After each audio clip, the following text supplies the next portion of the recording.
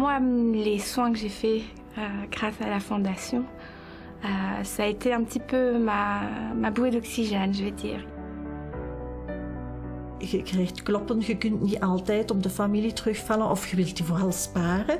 Ik heb gevraagd om een psycholoog te mogen zien en zo ben ik in contact gekomen met de Stichting Mimi. Bij de Stichting Mimi proberen eigenlijk het leven van kankerpatiënten zo draaglijk mogelijk te maken. Doordat we binnen een ziekenhuis, binnen de dagdienst oncologie, lokalen gezellig inrichten. En binnen die lokalen bieden we dan de gratis diensten van een schoonheidsspecialiste, een psycholoog. En er wordt ook kapseladvies gegeven, geleerd hoe dat je sjaals of turbans moet knopen. Ik denk dat dat toch wel een belangrijke boodschap is, dat patiënten nog durven genieten. Ook al hebben ze kanker, dat het leven niet voorbij is, maar dat het leven zelfs vaak intenser wordt en dat zij zelf als persoon nog altijd mooi kunnen zijn.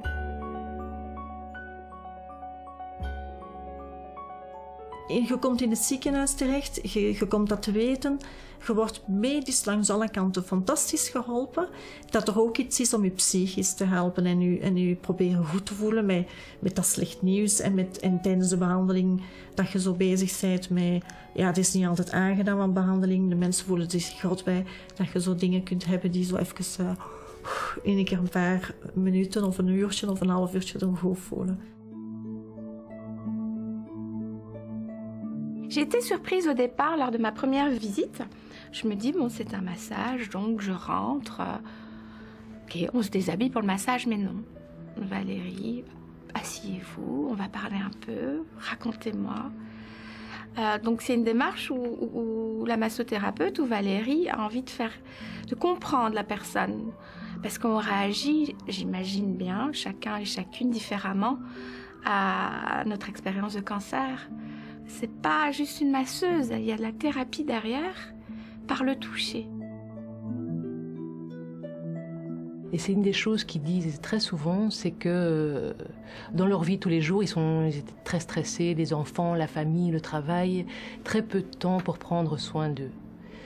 Et ça, c'est une chance que la Fondation Mimi leur offre, c'est d'être à l'écoute de qui ils sont et de pouvoir prendre soin de cette belle personne qu'ils sont.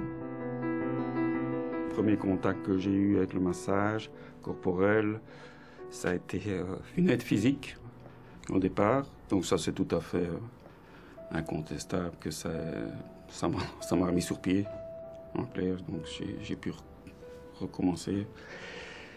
Et au fil du temps, mentalement beaucoup, parce qu'en même temps, ça me permet de pouvoir dégager le surplus que je dois accumuler quand je suis chez moi et dans la vie de tous les jours.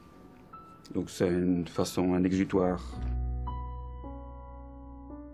Ça m'a réconciliée avec moi-même et avec mon corps. Et puisque la maladie passe dans le corps, je pense que c'était important de retrouver une connexion à mon être et surtout une reconnexion corporelle. Donc ça m'a fait vraiment énormément de bien. J'ai trouvé un moment de relaxation.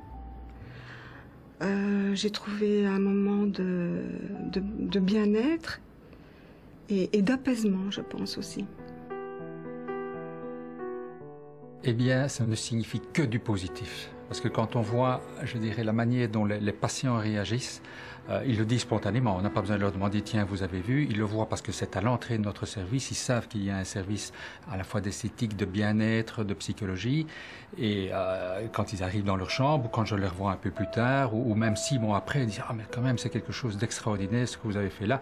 Quel bien-être. Et je pense que ça, on ne peut pas le nier. Ils savent qu'ils peuvent revenir pendant quelques mois même après leur chimiothérapie pour recevoir des soins, pour recevoir des conseils. Mais simplement pour rencontrer des gens, pour avoir une certaine amitié. Et c'est des contacts qui sont positifs avec les membres de la Fondation Mimi, avec les soignants, mais aussi avec les infirmiers et avec les médecins de l'hôpital. Donc c'est, je dirais, toute une ambiance qui a changé. Et celle-là, elle est vraiment extrêmement positive. Je n'entends que du positif d'ailleurs.